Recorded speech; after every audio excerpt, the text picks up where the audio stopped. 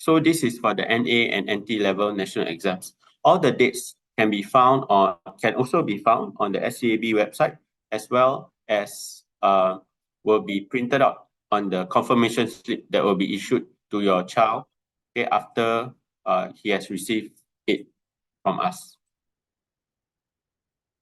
So just to go through the school calendar of events from term 2 to 4. Now, the focus of the calendar for our Sec 4 this year, okay, would be to support them in balancing their studies with other commitments such as CCA competitions, and more mainly to prepare them for the national exams. So for the important events that are happening this year, okay, so on the 23rd of April, which is very soon, okay, all the Sec 4s are required to step down from their various roles in their CCA so that they can focus on the national exams. From 24th April to 8th May, okay, the assessment will be done for all levels.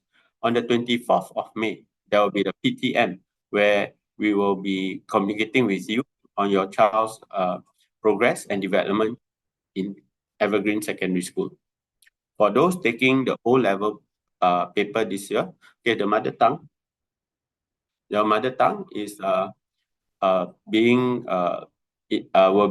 be assessed, okay, on the 27th of May. So for graduation day, okay, it is scheduled on 20th of September, and the N-level prelim is scheduled from 6 August to 16 August, whereas the O-level prelim exams are scheduled on 15 August to 28 August.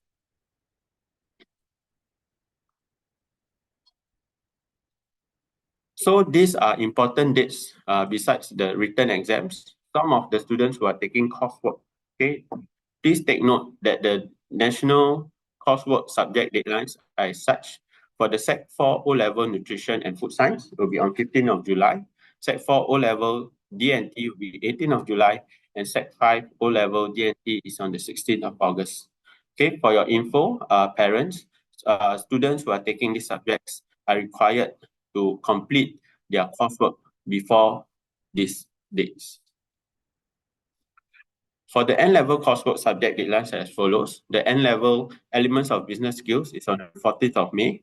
N-level Nutrition and Food Science, 3rd of June. N-level Art, 26th June. And N-level Design and Technology, 4th of July. Now, please take note, there will be supplementary lessons after school in SEM 1 and 2, and during the first 2 weeks of the June holidays for all Sec 4 and 5 students. Now, to be more precise, from the 28th to the 1st of May, okay, there'll be coursework sessions conducted for G1, G2, and G3 for Art, D&T, and Nutrition and Food Science. The supplementary lessons will be going on from 3rd to 5th of June for those levels as well, and is according to the subjects. More information will be revealed to you through Parents Gateway and through the subject teachers. The coursework sessions will continue, okay, for the D&T and Nutrition and Food Science for all the levels after that. So please take note, if you are planning for your holidays, okay, do take note of the dates so that it will not clash with your plans or your child's learning. Now, moving on to non-academic matters. These are the subtopics. Okay, we'll be moving to CCA matters, support for students, the post-secondary education, and also the partnership with parents. So in the secondary school journey, okay, CCA plays a very important part in a child's development. And to measure their achievement, okay, the LIPS 2.0 system, okay, is developed, and it measures student achievement in their CCA under 4 domains: leadership, achievement, participation, and service. For more information, okay, a link will be provided for you, okay, and you can read up a little bit more on the levels of attainment. Now, basically, the CCA grades are of concern, okay, for students and parents alike, because they actually provide bonus points that can be used to offset their grade points for their national exams later on. In order for the student to gain excellence and a bonus points of 2, they have to achieve minimum level 3 in all 4 domains, which includes leadership, achievement, participation, and service, with at least a level 4 in any one of them. For a good, the student have to achieve level 1 in all 4 domains with any one of the following: at least a level 2 in 3 domains, at least level 2 in 1 domain, and at least level 3 in another domain, or at least level 4 in 1 domain. Now, a student with fair CCA grade will not be able to translate that grade into any bonus points. Now, please take note the last day for the CCA program is on the 23rd of April.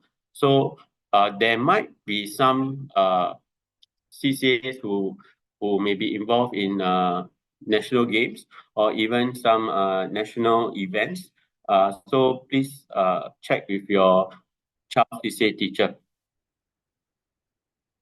Now, on the topic of bonus points, now please take note bonus points are subtracted from your gross aggregate score to obtain the net aggregate score for posting. The maximum number of bonus points that any student can receive from our school is 4 points. So if you get a CCA grade of excellent, A1 or 2, you get 2 bonus points. The next grade of good, B3 to C6 will be 1.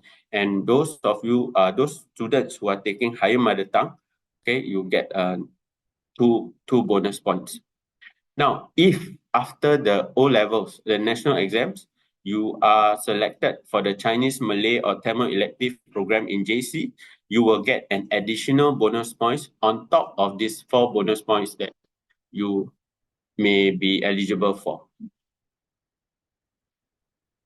So as I mentioned, now the eligibility for JC, Millennium Institute, Poly, and IT courses is based on the student being able to satisfy the eligibility criteria for the various courses first. The bonus points is used to obtain a net aggregate for rank priority of students. So think of it, the bonus points as the keys to a house, right? So for example, if a student is able to meet the minimum entry requirement, okay, for a particular course, only then can the bonus points be used. Now, in supporting our graduating batch, we would like to report that these are the things we have done so far. Okay, we have conducted ECG talks by our ECGC counselor. It was focused on sharing of pathways and education and career guidance. We are also constantly talking to students during our CCD and one-on-one interactions on the pathways after the N and O levels. Earlier in the year, we have set our students to work on their vision boards. Based on the exploration of the various pathways, they were asked to map out their targets for the various assessments and where they would like to go. We have also been providing learning journeys for them to explore JCs and polys to provide an insight into the tertiary life and beyond. We have also invited JCs and ITE to provide our students with information on what life is like over on their campuses. We have also invited our alumni to provide insight how they have approached their graduating years and how they have made their decisions on pathways and life after EVG. Now, for those students or those parents who are concerned about students not being clear about their ECG direction, okay, please direct your child, okay, to speak to our ECG counselor, Ms. Lee Min Yi. Please take note she is only available in Evergreen on Tuesdays and Thursdays, and do take note to make an appointment with her prior to seeing her. Alternatively, okay, a booking can be made via the form teachers, and the form teachers will facilitate the meeting. Alternatively, parents can also speak with students and discuss their ECG options with by going through to the this My Skills Future website, so that students can have a better understanding of what's ahead for them. Now, moving forward, okay, we'll be conducting more ECG talks. We'll also be conducting interview skills workshop. This is in preparation for the EAE, for the early admissions programs that our students will be interested to go for. Nearing the national exams, we'll be conducting stress management skills workshop. And of course, we will also constantly revisit their vision boards and goals. Now, let's talk about post-secondary education. Now, in Singapore, it's a very dynamic education landscape. Students nowadays are able to progress to different pathways according to their interests and achievements. So, for secondary school students, how posting works is actually, like I mentioned earlier, okay, they must clear the admission criteria first before the three other considerations are being put forward. For example, the first one, the net aggregate score, the choice of courses, and of course, the vacancies available. So our secondary school students, after their education here, they will be eligible based on their exams to go to junior college or centralized institute, polytechnics, or the Institute of Technical Education. Now, let me proceed to address the various certifications and institutions. So in ITE, students are able to enroll in a course and qualify for NITEC, higher NITEC, and diploma upon completion. Now, ITE actually is designed for students with an aptitude for hands-on learning, and they will graduate with the NITEC, higher NITEC, as well as diplomas. Now, admission to ITE is via the early admission exercise, the joint admission exercise, and the joint intake exercise. Now, all this has been explained to your students, to your child, and we will also be glad to explore it, to explain a little bit further if need be. So, what can the students? How can the students progress from here? After graduating with the higher NITEC cert, okay, they can attend a polytechnic or straight away head into the workforce. Whereas for a NITEC cert, they can continue on to higher NITEC of a similar or relatable course, or they can also choose to head into the workforce. Now, for A levels, which is offered by junior colleges and Millennium Institute, now, there are 19 junior colleges, including IB schools in Singapore, as well as Millennium Institute. Now, JCs offer a 2-year curriculum leading to the GCE A certificate or the IB for some JCs. For MI, Millennium Institute, okay, it offers a 3-year curriculum leading to the GCE A level certificate. Now, admissions to JC are through the DSA JC, Direct Schools Admission.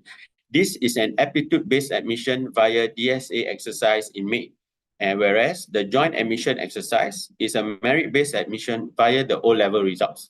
More details can be gathered from the website, and the links will be given to you.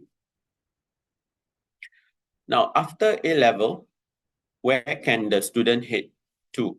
They can head to a university, a poly, or an art institute. Now we move on to diploma in polytechnics. Now there are 5 polytechnics in Singapore: Nanyang, Ngee Ann, Republic, Singapore, and Temasek, and they all offer a wide variety of courses from business, management and humanities, applied health and sciences, media and design, information and digital technologies, and also the built environment, engineering, and maritime studies. Now, admission to polytechnic is through the early admission exercise, joint admission exercise, polytechnic foundation program admission exercise, joint polytechnic admission exercise, and the direct admission exercise. Now, there are a lot of admission exercises, so let me go through the what each one means. Now, the Poly EAE, or the Early Admission Exercise, is an aptitude-based admission exercise that allows students to apply for and receive conditional offers for admission to polytechnics before they receive their O-level results. Now, this option actually allows students to apply for up to 3 diploma courses through the Poly EAE portal. For your info, for admission into polytechnics, EL R2B2 is used. Now, what does it refer to? EL refers to the English language. R2 refers to 2 relevant subjects for the polytechnic course applied for. So, for example, if a student is intending to apply for a science-based subject, most probably the 2 relevant subjects will come from the science grades. Last but not least, B2 refers to the 2 other best subjects, which could be elective subjects. Now, students will need to meet both of the following requirements. First and foremost, their ELR2B2 must be less than 26. However, it does not mean that they qualify if they get 26. You have to take note, that there are other students who may be doing better and may be scoring lower than 26. So competition for places is stiff. Now, what does MER means? MER means the minimum entry requirement. As I mentioned earlier, students need to meet the following, the minimum entry requirements for each course before they could even gain entry in the course. For example, if the course requires a pass in English, if a student did not do well or fail English, then the student will not be able to apply for the course. Now, next, we move on to the Polytechnic Foundation Program. Now, the PFP is a 1-year diploma specific foundation program that is one of the 2 pathways to polytechnics for NA students. Now, this is very specific to the NA students. So, it actually prepares the high-performing for NA students for progression into relevant polytechnic diploma courses through a practice-oriented curriculum. The program is conducted over 2 academic semesters at the polytechnics and serve as an alternative to Sec 5. This is a very popular option for our students. Those who really do well for their 4NA exams, for the N level, for the 4NA students, they will get to skip the O level in Sec 5 and they go straight to poly. Now, why PFP? Because students are given provisional places in diploma programs if they pass all modules in the 1-year PFP. So, for example, if they have a fellow classmate who decides to go to Sec 5 and take the O level, they may meet in the same course the following year if they decide to go to the same poly in the same course. However, the only difference is that your child who has chosen to undertake the PFP will have undergone foundational or basic training in the relevant course.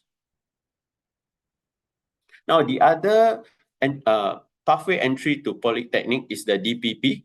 This is also for the NA students. It allows them to take a 2-year higher NITEC course as an alternative to Sec 5. Now, successful applicants have to attend a 10-week preparatory course before the higher NITEC training. Now, why the DPP? If your child successfully completes the course with the minimum GPA required, GPA meaning the grade point average, or rather the aggregate as we know in secondary school, they will be admitted to the first or even second year of a related polytechnic diploma program. So, for example, students will need an ELMAB3 aggregate score of 19 points or less. So, as illustrated by the table, EL refers to English language, MA refers to maths, and B3 refers to 3 other best subjects excluding CCA. They will also need the following specific requirements based on your preferred course. So for applied sciences, engineering, or info communication technology course, English language has to be 4 or better, maths has to be 4 or better, and the rest of the 3 other bus subjects have to be 5 or better. For business and services or hospitality, the English language requirement is a little bit higher. Students need to score at least a 3, whereas the rest are the same as the applied sciences, engineering, or infocom. Now, if your child has set for any subjects at the 2024 O-level exams or set for mother tongue at the 2023 O-level exams, they may convert and combine these grades with their N-level results to apply for DPP. Now, you do not have to worry about the competition because SCAB takes care of the competition and then will update accordingly when they receive their results. So this is just a general guide.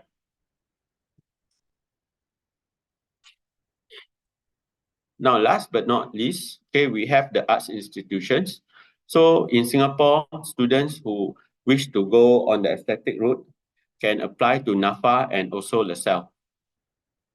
For the NAFA Foundation Program, eligible NA students can also apply for a 35-week program which prepares students for enrollment into NAFA's diploma programs. Now, more about the NAFA Foundation Program and application can be found in the link. Now, the application dates for the various admissions can be found here. Please take note that you can also find more information on the respective institutions and also on MOE websites.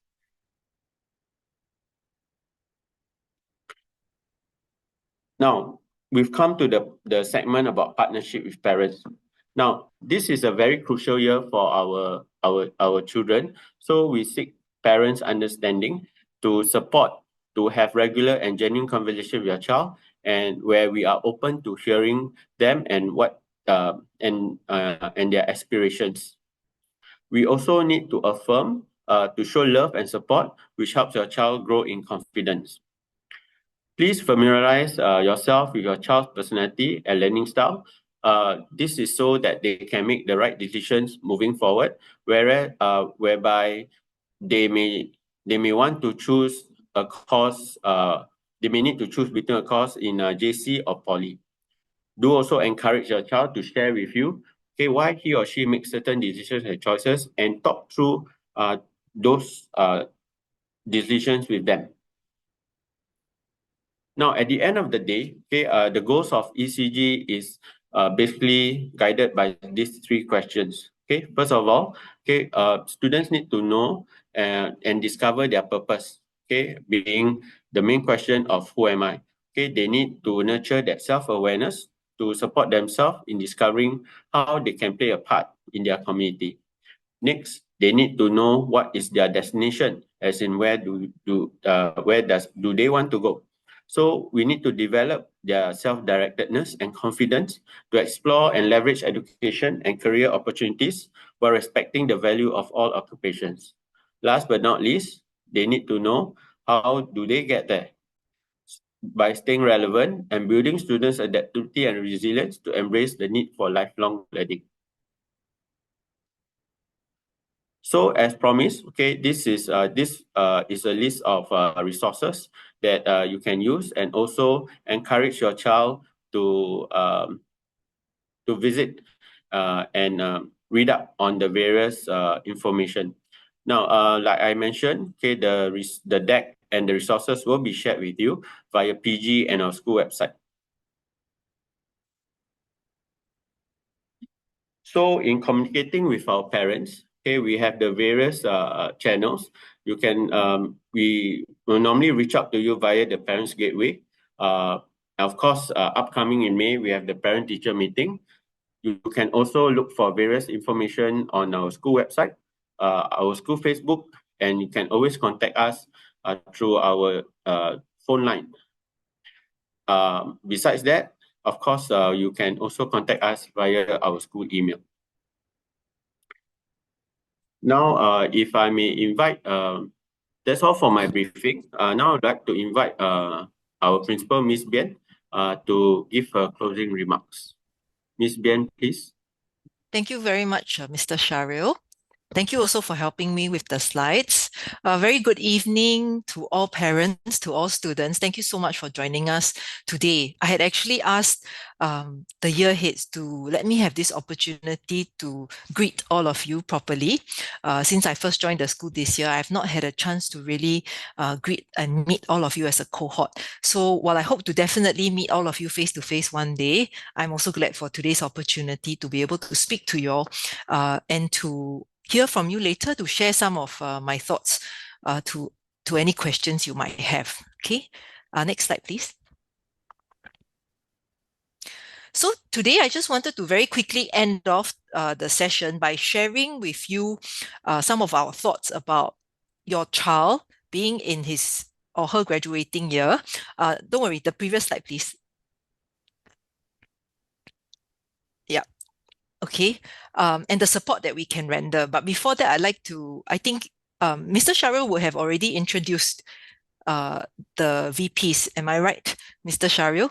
Yeah, so I will not dwell too long on this slide, but I just like to leave it a little there so you can get to know us as a school leadership team, to know that you can reach out to all of us at any time you might have any feedback. Okay, so next slide, please. I always share with the students the importance of having a heart of gratitude. So parents, guardians, your child is at a very important milestone of their life. I'd like to thank you for the support you have shown. There are close to 200 of you on this webinar this Friday evening, and that speaks to how much all of you care. And I've really felt that ever since I have joined Evergreen. The parents have been wonderful, and therefore our children are also thriving. Okay, so thank you. Next slide, please. Parents, I just want to share with you two big questions that students as well that might be on the top of your head as you journey towards graduating and post-evergreen life. These two big questions are here, which is, what do you think the future of work will look like, right? And what does being prepared for this future look like for your child? You may be worried about this, right? You may be concerned because the world is changing so fast, right? I like to assure you this is normal, right? And that the jobs of today may not be available when your child graduates even, right? But what is very important are the values and skills they will continue to learn and have. So I just want to share with you, can you help me to click please your heads, which is this, your children's strengths. We believe very strongly in a strength-based approach in Evergreen. So we are sharing with you the cohort's strengths in the hope that you will be able to share this, talk about it with your children. And these are the three strengths that the cohort has shown so far. The three strengths are as you see on the slide. On the left side, the Sec 4s and 5s, right? Actually, they have done a strengths finder program, and these are the strengths of their cohort. But these are also strengths that the year heads have observed and shared with me.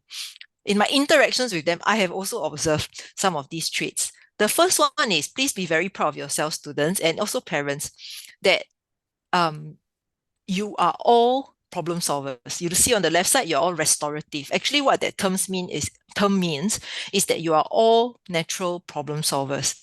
I like to think it's because all of you have gone through a very tough time, which is you were students during COVID. Right? And as a result, there was a lot of change and a lot of challenges you had to go through, but you're all pulled through. So know that you are strong and that no matter what challenge comes your way, I believe you all can meet it. All right. The next strength all of you have is that you're adaptable. Okay. Your cohort shown that you're very resilient. All right. And I also like to think that this is because you have really pulled through COVID together. Okay. Last but not least, and I'm in particular very proud of this, the cohort as a whole has empathy as a strength. This means that the cohort is very good at understanding and embracing other people's feelings, other people's perspectives. And I know this to be true because I have a lot of Sec 4 students who come to me with feedback about the school to make the school a better place. So a lot of positive changes have been made because of the Sec 4's feedback to me. They have been brave to write to me, to ask me to make improvements to the school. And where we can, we have really tried. So I'd like to thank you all and thank you parents for journeying with them and growing them to be the people they are today. Okay. My last slide is about this before we go into our Q&A. Next slide, please. Oh, okay. It's okay. I think the next slide I had intended was actually shared already, but it is about how parents can give support. Okay, and I think Mr. Shahril already mentioned that slide. But parents, I just like to encourage you, at the end of the day, no matter how worried we are for our children about their future, right? We are all here to help them and support them. Most of all, during this time, what the students will benefit from most is your continued love, care, and moral support. Our students, our Avisions always tell me, or tell us, they want to make you proud. They do tell us that, and they feel that very strongly. So I already tell them that they already make you proud. All right. So I just like to encourage you after today to have these conversations with them that explores their strengths, that hears them out about what choices they want to make in the future. Okay, thank you, parents. I look forward to engaging with all of you at the next opportunity. Back to you, Mr. Shahril. Thank you, Ms. Bien. So we'll go on to the Q&A segment. So for this segment, what will happen is that we'll still flash out the QR code for the Slido, and we will invite some of our key personnel to answer some of your questions that have already been posted there. So key personnel, they will be answering some of your questions over here directly. Okay, so just give us a while we sort out, while we show you the questions.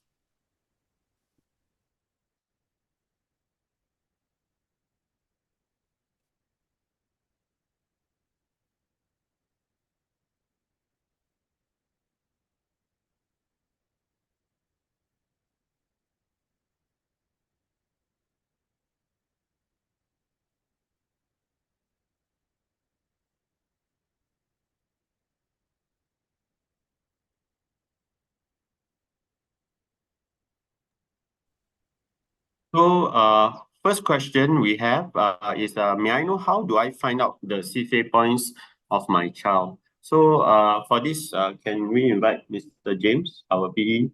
Sorry. So for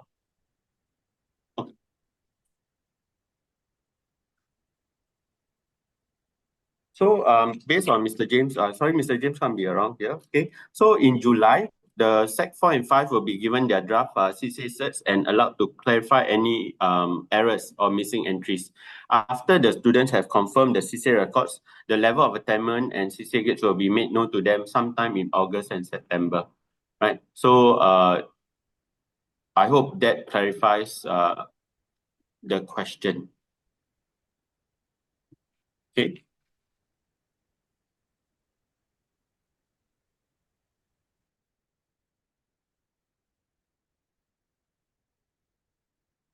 So for the next question, may I know the last dates of the national exams for my G3 and G2 daughters? Can I invite Ms. Pushpa to answer the question, please? Okay, the last days for N-level exam is 7 October and 8 October. And for G2 students, N-level, if they are taking O-level subjects, and then they will be having the exam later on during the O-level period. And the last days for O-level will be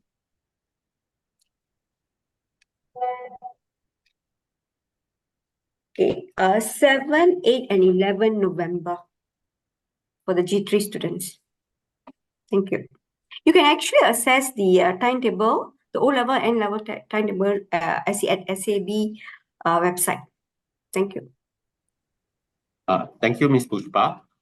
Just to highlight what Ms. Pushpa mentioned also, okay, the SAB website will actually give the entire timetable for the exams. For a specific dates, the last days of exam for your child, okay, you can actually find out from the entry proof, which will be distributed next week.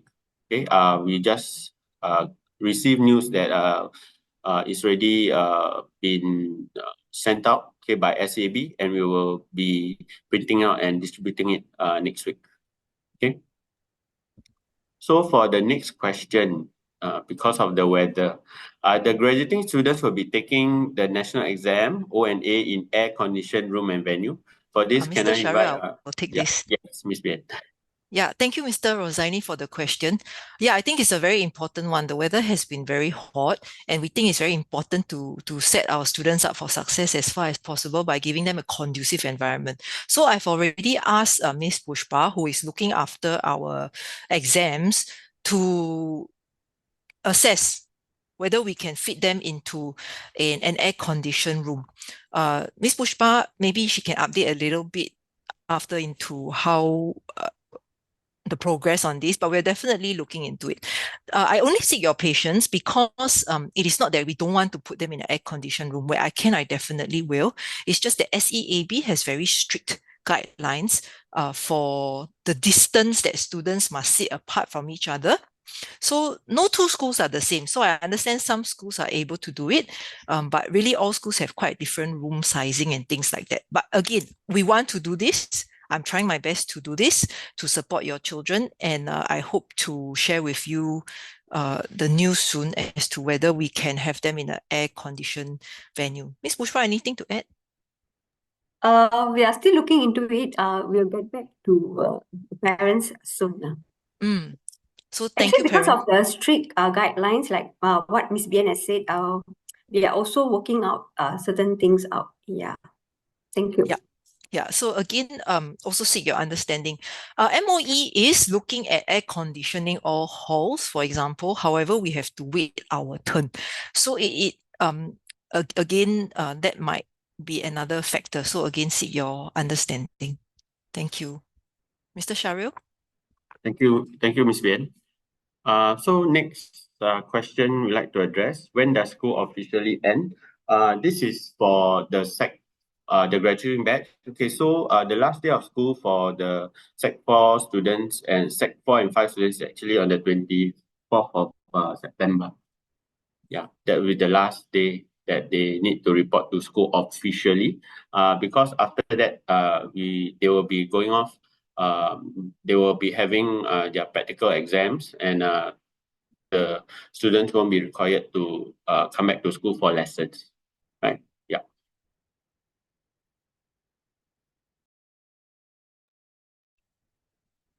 So yeah, do feel free to post any more questions.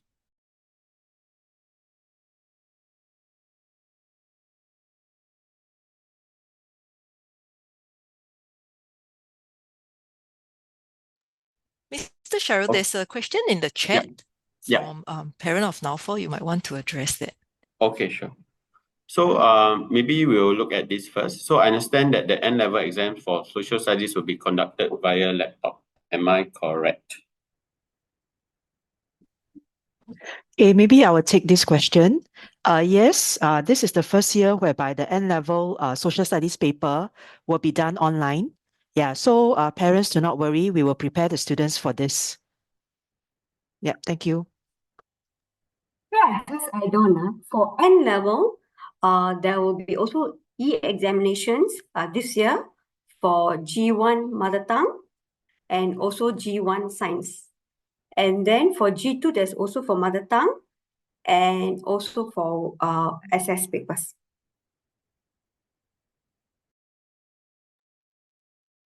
Okay, thank you.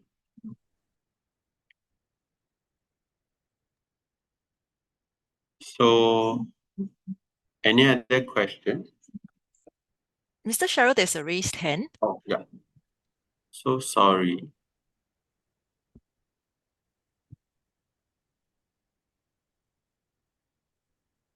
Sorry, dear parent, parent of Xiaomi, is it? Tell me. Yeah.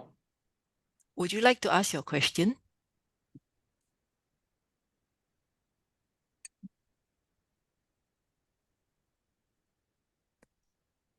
Would you be able to unmute? Ma'am? Okay, maybe. There's also a raised hand from a parent of Yeah, Naufal. Naufal, yeah. Hold on now, let me go to the chat. Hi, I'm parents of Naufal. I actually raised a question in the chat and also under Slido, but nobody responded to me from just now. Mm. You should look under Okay. progression matters. Yes. Yes. Progression pathways. So appreciate it. Thank you. Oh, so your question, sorry, ma'am. Yeah, so your question will the school be providing a booklet for the entry aggregates for the higher NITEC courses? Now, for the entry aggregate for the higher NITEC courses, it will be found on the will be based on the aggregate of the previous years. So it can be found on the ITE website. We don't keep a record, but you can refer to the ITE website. I hope that Yeah, I've gone through the IT website already. I've seen, so it's quite confusing. So will the school be briefing the students? Like, I understand this year, starting last year, there are new, I would say, new plans for progression for NT students to go to higher NITEC. yes. So that means there are new courses. So will the teachers be briefing the students? What type of courses can the students be eligible for? I would like to know that. Okay. Once we receive the info, we will actually work with our ECGC, and then we will make the info available for the students definitely. Yeah. Okay, sure. If not, then you can get the form teacher, Madam Sangeeta, to always send a WhatsApp to me regarding this matter, because I would like Sure. to know more what are the type of courses that Naufal is eligible for. Sure. Yeah, Thank you. thanks. Thank you.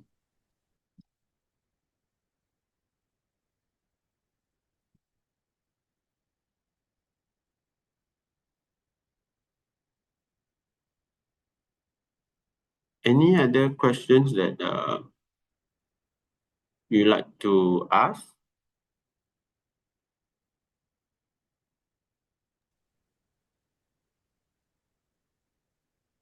Mr. Shahril, maybe we can take some of the questions in the chat. Okay, sure. There's one from Mom of Angelica. When and how do we apply for PFP after N-level results is out?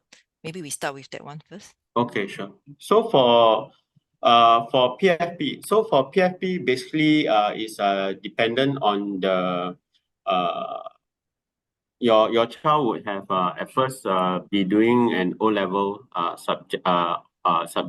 So after the N-level results are out, okay, the student will then have to wait for the O-level results to be out in January, right?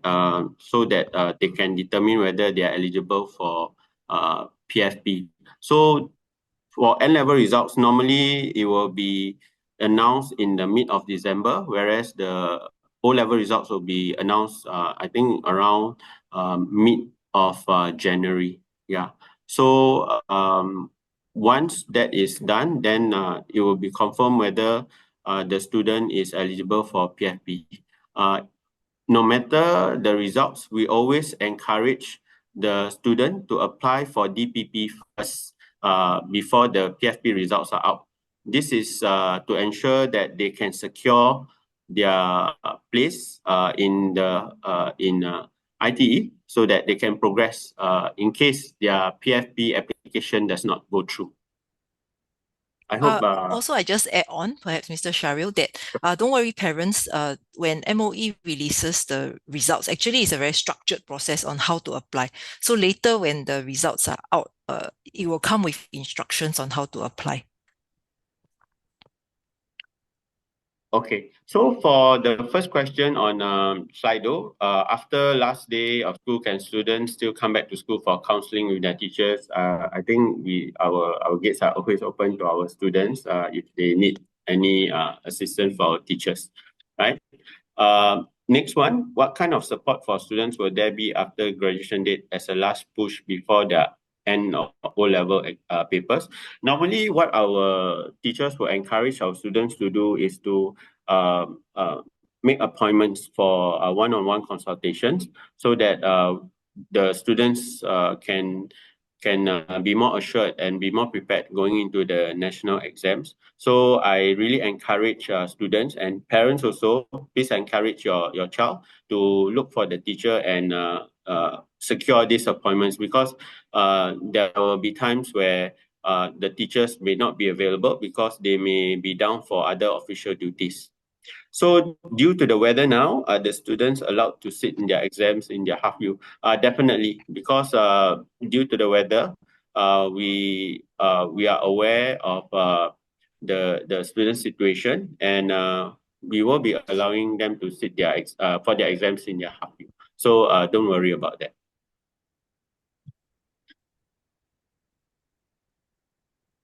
Any other questions, parents?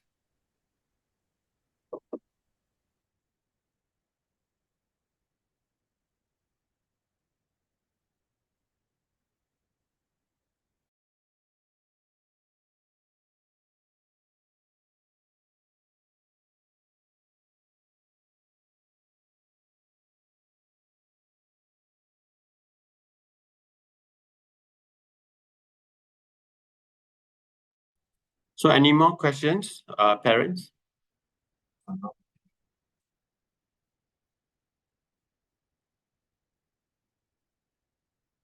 Okay, so the official stand down for CCA is 23rd April, but his rugby teacher say there are still tournaments after that period. Can he not attend for those? Maybe for this matter, I think we will. I mean, we have to speak with the Mr. rugby. Sharif, I can answer. Yeah. Hi everyone, I'm Mr. Mr. Low. I'm Sharif. the rugby teacher in Okay, charge. sorry, Mr. Low is here, so he's the rugby teacher, can answer. Thank you. So this tournament is organized by the Saints School, and it will only be selected players who will be training for this, and they will only be training once a week. So if the student is not selected for this competition, they will not be attending those training sessions. Thank you.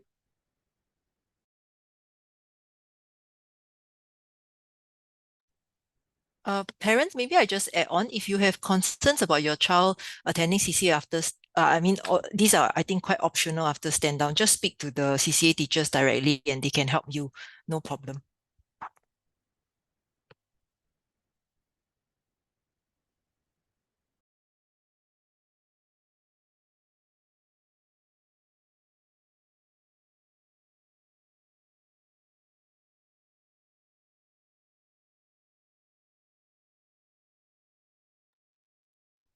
Okay, Miss Pushpa, we have a question on MC for O levels. Would you be able to take that?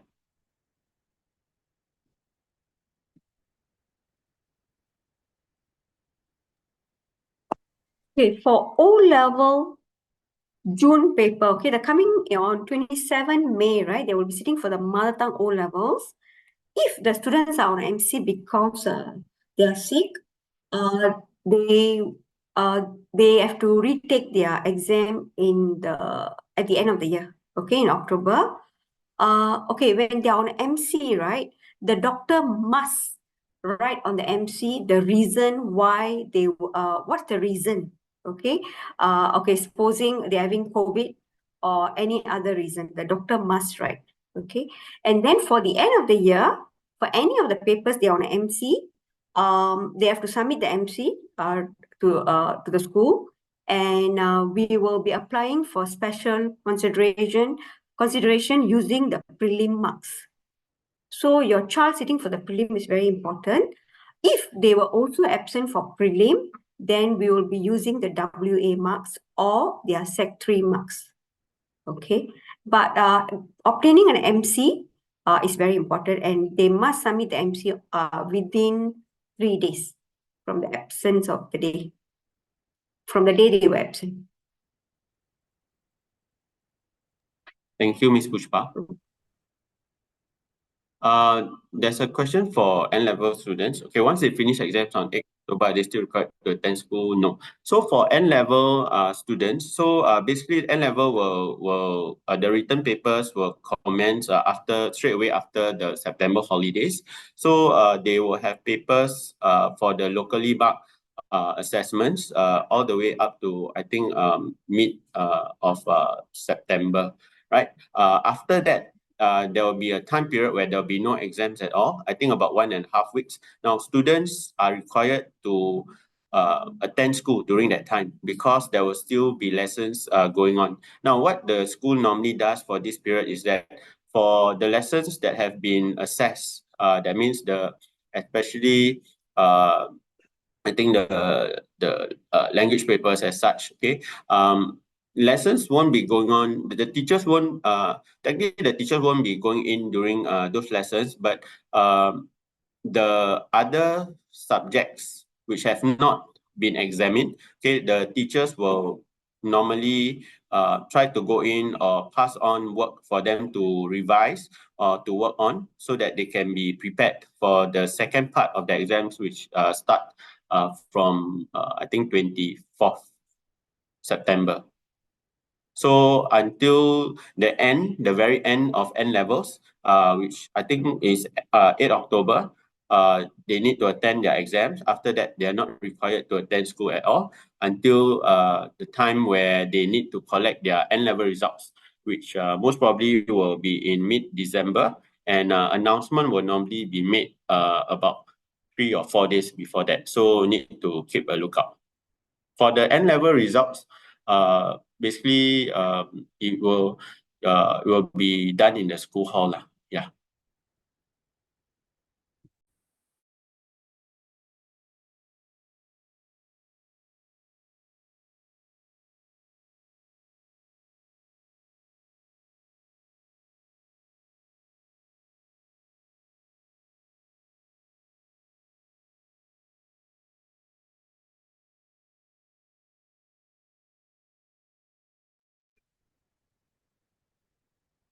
So the next question, I think we are addressing progression pathways. So Mrs. Raj, are you available to end the next question?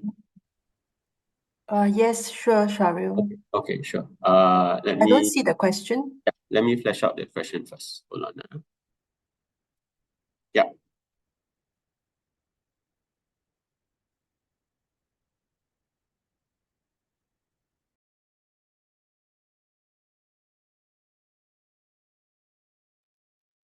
Okay, so for the DSA and EAE process, right, the teachers since the start of the year, they have already actually helped the students with it. There has been a lot of thought process as well about what your child would like to apply for. So we also have our ECG counselor, and our ECG counselor has actually met up with students in various small groups and one-on-one to help them plan for DSA and EAE. Yeah, so if your child still has not met up with the ECG counselor, it's actually a very good idea for you to schedule an appointment for your child, or your child can just do so directly as well, okay, and have a conversation. Okay, so nearer the date of the DSA and EAE application, the ECG counselor and the teachers can go through the interview skills for the sessions as well. Your child basically needs to apply for it, and once your child has been selected, there will be another stage, okay, where your child will need to go for interview. It really depends on the course that your child is applying for. Yeah. Okay, so I suggest that if you have questions about DSA and EAE, maybe you can reach out directly to the form teachers and to the ECG counselors. Okay, I hope Mrs. that Raj, answered your question. Yeah. I'm just, Mrs. Raj, I'll just add on a little bit. Actually, parents, I Okay. also just want to share that ever since I entered the school as well, I've noticed as a whole, the school has a lot of programs to prepare the graduating cohort for such interviews. So for example, there are interview skills workshops. We recently had a Future Ready Day as well, 2 days ago, to give them the skills they need for the DAE. So the application process wise, it's definitely will be made available to you, to all the resources and links, but definitely the best resource is our ECG counselor, and to encourage your child to participate very actively in all the workshops and programs that the school organizes for them, like the interview skills workshops. Mrs. Raj, that's right? The interview skills workshops they have. Yes, actually the Sec 4s for the Sec 4 level camp in January, it was all about ECG, yeah, the educational and career pathways, the options, and basically interview skills, how to write their resume. So actually your child has gone through a lot of it. Students, you know, if you are listening in and you have forgotten, okay, it's good to go back to all the programs that you have attended, your notes and all. Okay. And like what Ms. Bien has mentioned, yes, please speak to the ECG counselor, because each child, what you want to pursue later on after you graduate will be different. Okay, so you should have a one-to-one session with the ECG counselor. Okay, thank you, Mrs. Wright. So we'll move to, okay. So I think there's a few points, a few questions regarding the EAE. So how many points is required once you get accepted into EAE? Now, as mentioned in my previous slide, the number of points is 26. But I must mention that this is based on the three considerations that was also mentioned. So one is your net aggregate score. For EAE, yes, 26, and of course, based on the entry requirements for the course. Yeah, it's based Yeah, on so- individual entry requirements for the course. Yeah. Yeah, so parents, right, as long as your child already has made up his or her mind about a particular course, then please apply for EAE. Because if you are very sure of the course that you want to go to, this is the best way to enter the course. Yeah, and once you have been accepted, okay, you apply for it, you go for the interview, and you have been offered a seat, right? A place for the course. Then once you get your results, you meet the minimum requirement, you will be in the course. Okay, so it's definitely the most direct way. Okay, thank you. Yeah, it's like having one foot in the door lah. So once you get accepted into AE, I think as long as you meet the minimum entry requirement, you confirm a slot. EAE is a early admission exercise. Yeah.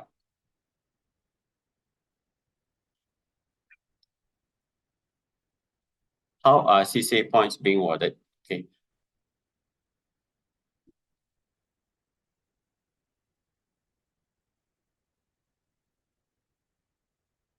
So like all other schools in Singapore, we follow the LEAP system. So under the LEAP system, there are 4 domains that are being monitored, mainly leadership, achievement,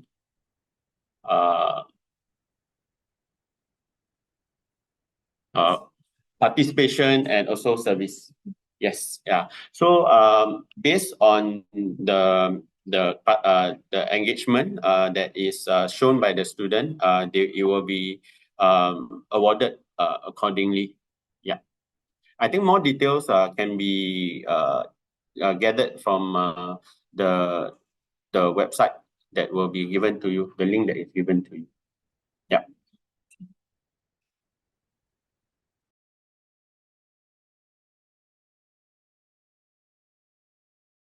So I think mentioned just now, so we will be giving the draft CCA certs for the students to check, and the CCA head will award the attainment levels for the students.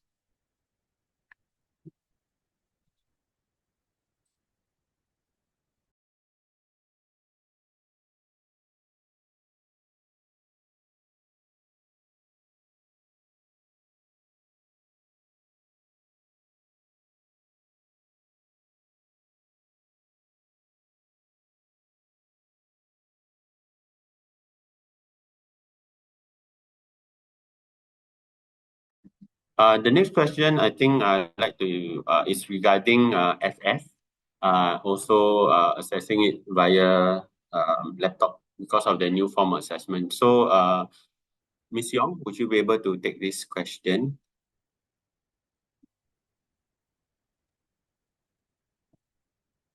Okay, students will be taking the e-exam using the school's laptop in the ComLab in the school. Yeah, so it will be done under exam setting.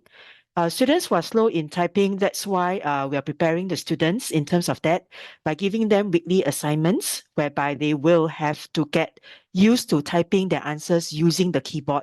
Yeah, so this is one way in which they can train in typing out their answers. Yeah, so SEAB would have considered all this when they decided to implement the e-exam. Yeah, so schools will also be supporting students in preparing for the e-exam that is going to take place in September.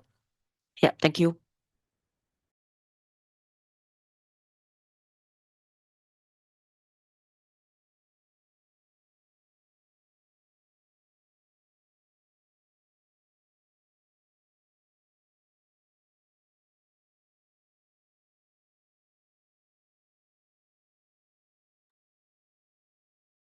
Okay, the next question, with regards to prelim exams, how would the difficulty of the prelim exams fare with the actual N-level papers?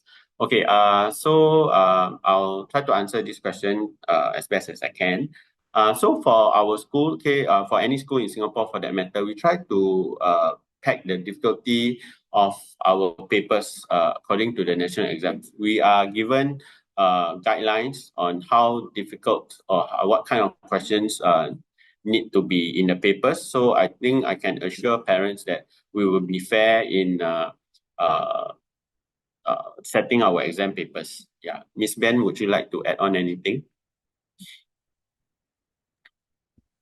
Thank you, parents. This is a very good question.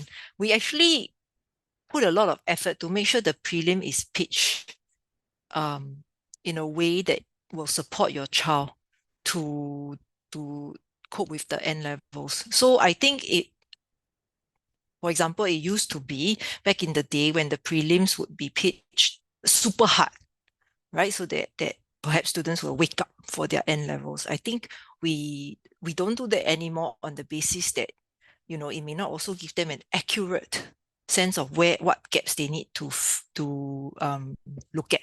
So again, I hope this will give you some assurance that we do pay a lot of attention, the IPH, to pitching of the prelims. So it is very hard to give an exact figure of how it will fare exactly with the N levels, but we try to pitch it as accurate as possible so that they can get a real sense of what sitting for the N levels may look like, and they know how to close the gaps because of their experience with the prelims. Mr. Sharil? Yeah, thank you, Ms. Ben.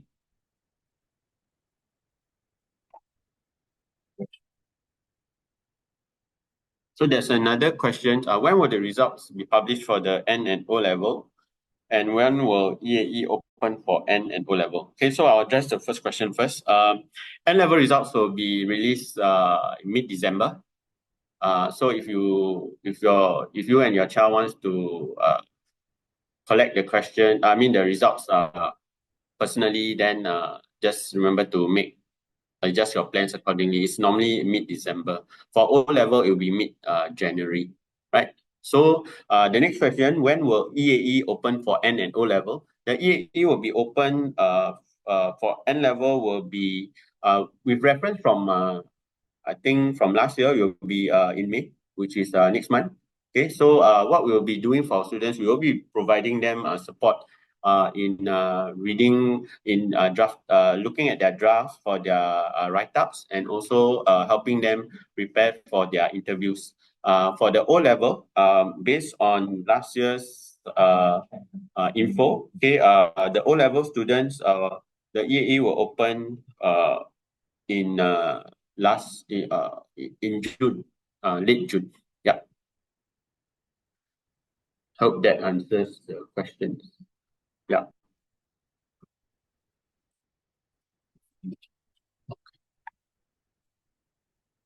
So any other questions?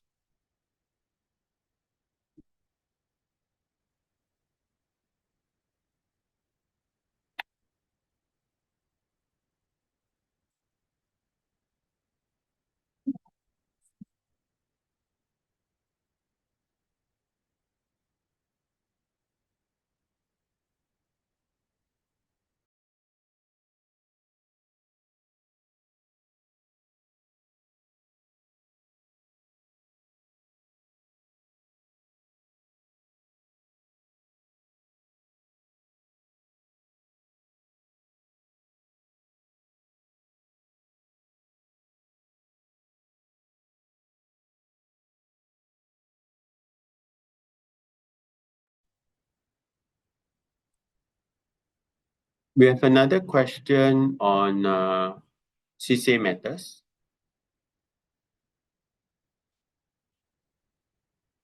So will parents be able to access their child's current CCA records to check on their current LIPS points?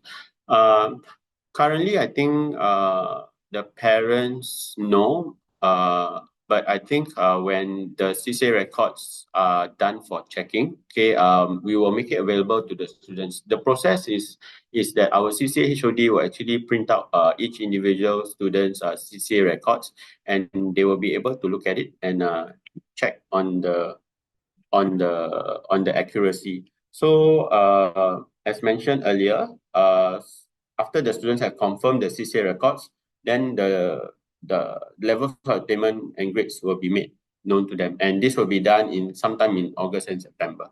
Yeah.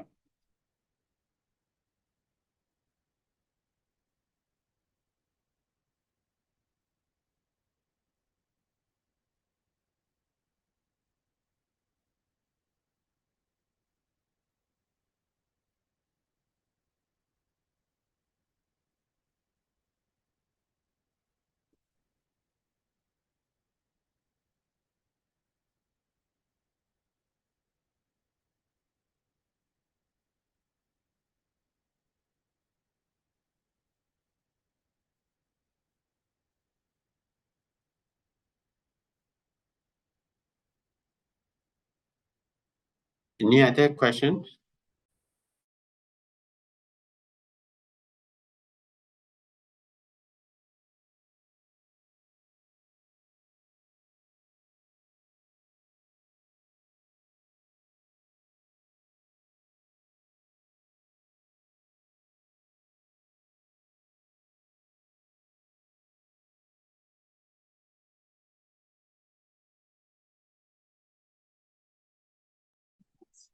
So is it possible to share the progress of our children's lesson in terms of the syllabus and when will revision for past topics start? I think you can always check on the progression with your child, and normally they will have access to that information either via in their Google Classroom, their subject chat groups, SLS. You should be able to check with them, right? Then the next question. If it is thunderous on LC, I would suppose this is listening compre. Any contingency plans in place for students? Perhaps soundproof location if we know how the weather is like before the LC papers. Attention all staff and students.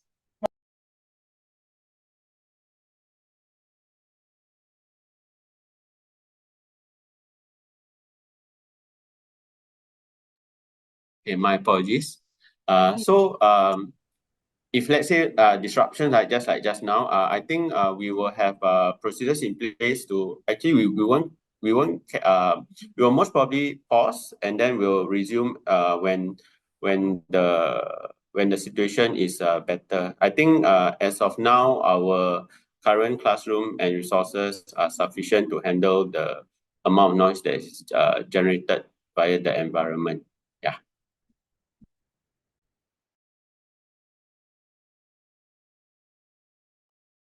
And Shaira, I just add on.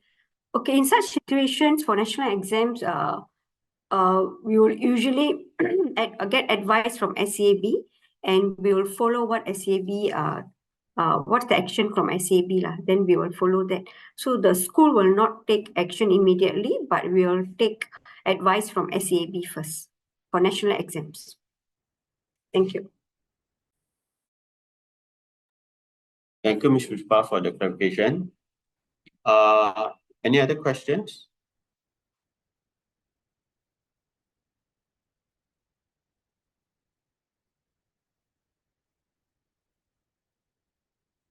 Yes.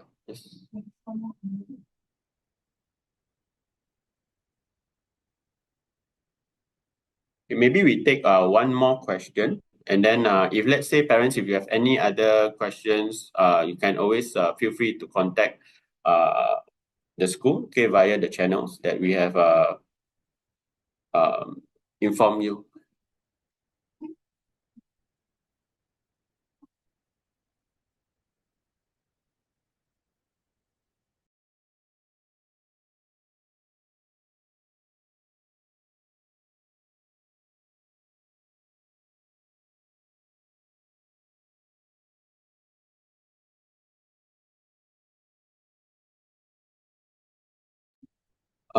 Would it be possible to provide students with their CCA records with regards to LEAP system on a yearly basis so parents can track? I think thank you for this. We will highlight to the school management, and we'll definitely let the CCA HOD consider this. Yeah.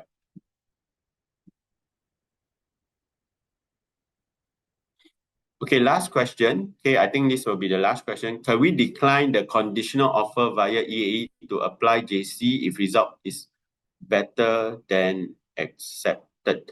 For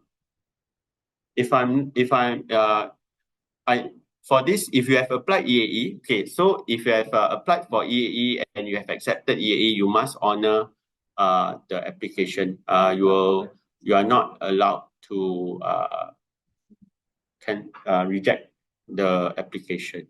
Yeah.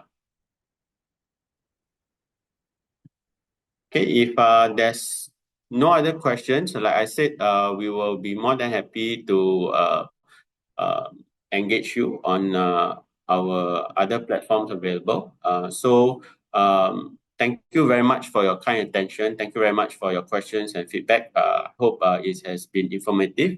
And also, I mentioned that the deck will be passed to you through Parents Gateway, as well as will be made available on the school website.